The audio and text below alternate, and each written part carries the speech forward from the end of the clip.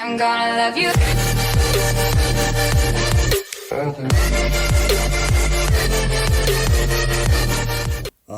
Alright guys, welcome back to AP PRECALC Review, and today I'm going to be going over some trig and a little bit of full formulas that I would 100% know for the exam tomorrow. If you're watching this now, you're a little late, I guess, but you still got time to study, and if you're watching this like 5 minutes before the exam, then definitely know these videos, okay? So I'm not going to waste any time, let's get started. So the first trig formula, or identity I would know, is cosine squared of x plus sine squared of x equals 1. And from this formula, you can obviously get cosine squared x equals 1 minus sine squared x, and sine squared x equals 1 minus cosine squared x. And this formula is very useful for when you're trying to do FRQ number 4, where they want you to, a lot of times, just turn like a trig formula that has cosine and sine, or maybe tangent and secant, or like two different types of trig things, and they want you to make it to only have one, right? So this formula is really important there. So know this one. Next one I would know is tangent squared x equals, tangent squared x plus 1 equals secant squared x, right? Very, very, very important formula to know. And the next one that goes kind of along with this is cotangent squared x plus 1 equals cosecant squared x.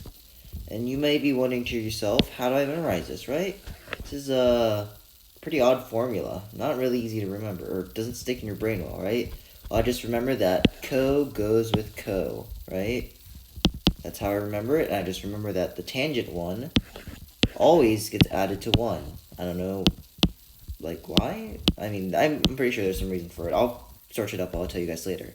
But, yeah, it's just another easy one to know, and something that you definitely know. So these are your identities, and then of course you got your reciprocal identity, which I sure hope you guys know, because it's like the very basic, right? So sine over cosine equals tangent.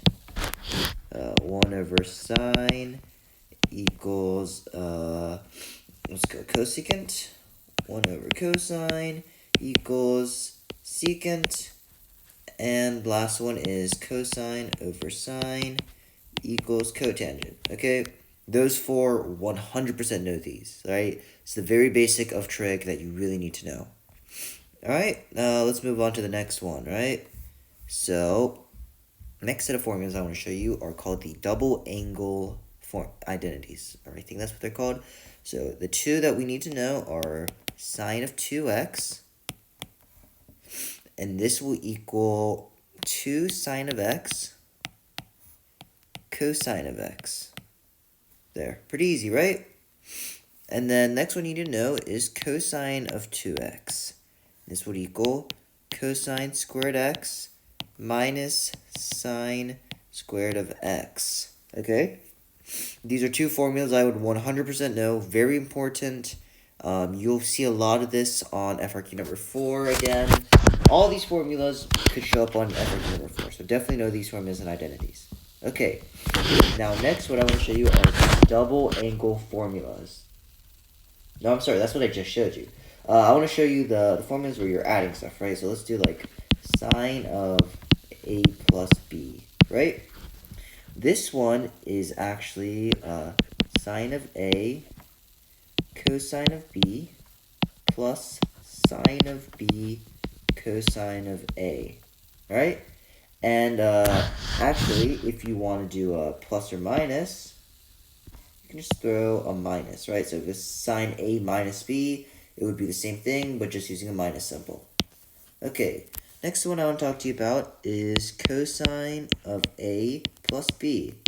And here I would know that it's cosine a times cosine of b minus sine of a times sine of b.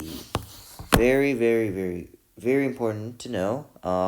Please know this for your test, your addition formulas, and your subtraction formulas as well. And 잠깐만, or wait, give me a second. Yeah, and then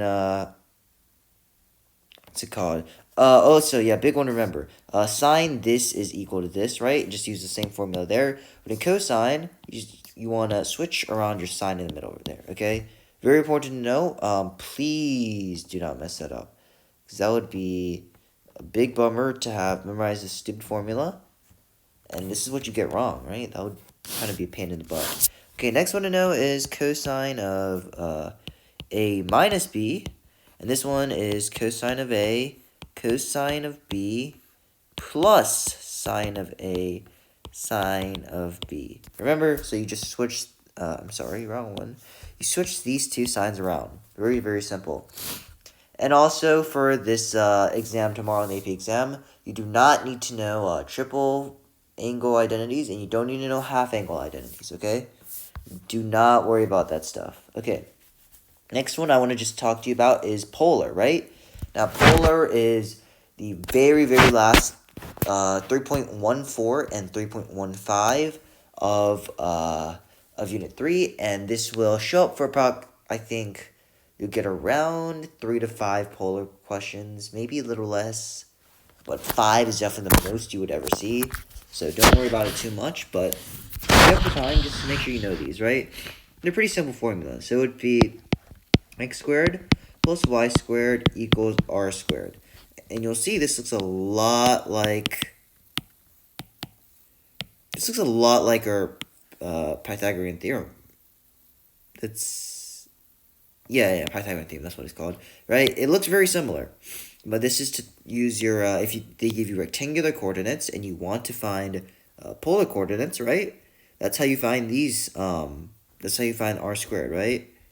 And then next one I would know would be x equals r cosine of theta, right? And this is when they give you your polar coordinates, right? Like r theta.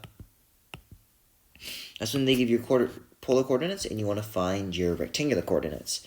And similarly, as you see, x goes with cosine, y goes with sine, right? So that's how you can find xy given r theta, right? And if you don't know what I'm talking about, definitely go check out the end of Unit 3 polar stuff, and let's see, what else should you know? Very simple one. Rate of change equals delta y over delta x. And this delta means that it's just the change in y and change in x, right? So over 2 points, what's happening, right? So you want to do x1 minus x2, or sorry, y1 minus y2 over x1 minus x2. And, well, that's about all the formulas that I can think of right now that you would extremely need on the test. So good luck on your exam tomorrow, and hopefully you guys will do well.